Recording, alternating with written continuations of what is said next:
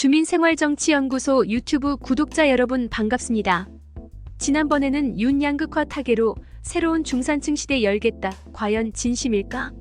란 주제로 영상을 보내드렸는데요. 정치인의 목적은 다양한 사회적, 경제적 상황과 문제를 고려하여 국가 또는 지역의 발전과 민생을 위해 노력하는 것입니다. 그러나 주민 여러분 어떻습니까? 과연 구의원, 시의원, 국회의원, 구청장, 시장, 대통령들이 위와 같은 정치인의 목적을 제대로 실천하고 있다고 보십니까? 오늘은 공천거래수사팀 당사사무실 압수수색 정치 브로커 명태균 구속, 김건희 여사 연루 의혹의 파장은?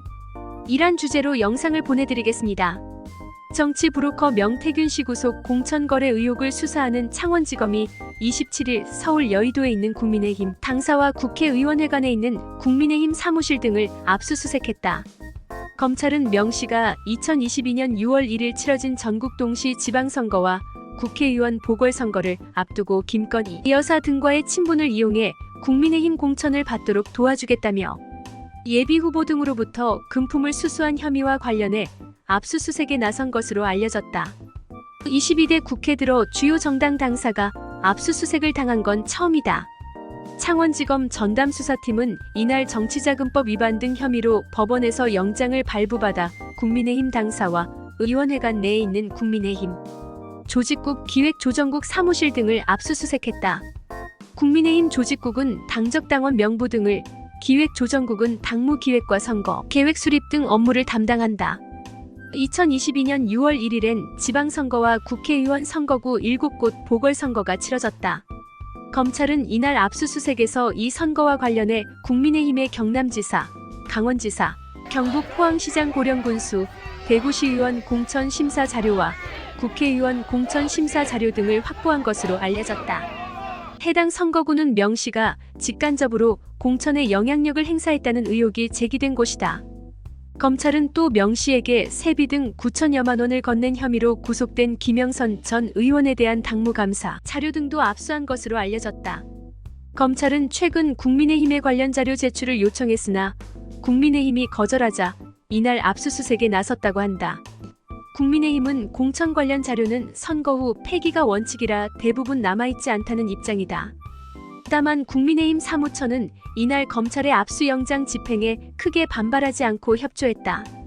변호사 출신인 국민의힘 김상욱 의원은 국민의힘 당사 앞에서 국민적 의혹이 있고 여당이니까 검찰이 봐준다는 소리를 들어선 안 되기 때문에 공정하고 합법적인 수사에 대해선 적극 협조하고 있다고 말했다. 한동훈 대표는 압수수색이 이뤄진 시각에 국회에서 열린 한 토론회에 참석 중이었다. 한 대표는 토론회 후 기자들과 만나 정치활동의 본질을 해하지 않는 범위 내에서 법에 따라 응하겠다는 국민의힘 관련 부서의 보고를 받았다고 했다. 한편 더불어민주당은 28일부터 내달 5일까지 순차적으로 명태균 씨 의혹에 연루된 여권 인사들을 선거법정당법 위반 등 혐의로 고발한다는 방침이다. 다만 윤석열 대통령과 김건희 여사까지 고발 대상에 넣을지는 아직 정해지지 않았다고 한다. 명태균 씨의 공천거래 의혹과 관련하여 검찰이 국민의힘 당사와 국회의원회관을 압수수색한 사건은 2022년 지방선거와 국회의원 보궐선거 당시 김건희 여사와의 친분을 이용해 공천을 알선하며 금품을 수수했다는 혐의와 관련이 있습니다. 이번 사건은 여당의 내부 공천 과정과 공천거래 의혹이 직접적으로 드러난 만큼 정치권 전반에 중대한 파장을 미칠 가능성이 큽니다. 특히 김건희 여사와의 연루 의혹이 여당의 정치적 부담으로 작용할 가능성이 제기되고 있으며 이를 둘러싼 공방은 야당의 강력한 공세와 여당의 방어 속에서 더욱 확대될 것으로 보입니다. 여당과 정부는 국민적 신뢰를 회복하기 위해 김건희 여사와 관련된 의혹 해소, 인적 쇄신, 국정 기조 변화 등 과감한 조치가 필요할 것으로 보이며 이러한 대응이 향후 정치적 파장과 여론 형성에 중요한 역할을 할 것입니다. 그리고 정치인들이 선거에서 당선되기 위해서는 생활정치 유튜브를 효과적으로 제작하여 지역 주민들에게 홍보함으로써 선거에 당선되기 위한 발판을 마련할 수 있겠지요. 아무리 지역 주민과 소통하고 지역의 어려움을 해소하는데 앞장서며 투명한 활동 보고를 통해 지역 사회 발전에 기여했다 하더라도 지역 사회에 효과적으로 알리지 못하면 정치인으로서의 발전을 기대할 수가 없는 것입니다. 중도표의 80%가 유튜브에서 나오고 있습니다. 정치인이 1인 미디어인 유튜브를 활용하지 않는다면 정치를 포기한 것이나 다름없다는 말이 수도권을 중심으로 전국으로 확산되고 있습니다.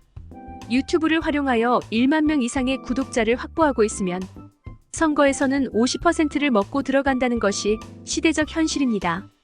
지역사회에서 생활정치 유튜브 제작을 원하시는 정치인이나 후보자님들이 있다면 010-2242-7909 카톡으로 연락을 주시면 생활정치 유튜브 제작 지원센터에서 자세하게 안내해 드리겠습니다. 이 영상이 마음에 드신다면 구독과 좋아요 꼭 눌러주시면 감사하겠습니다. 다음 영상에서 또 만나요.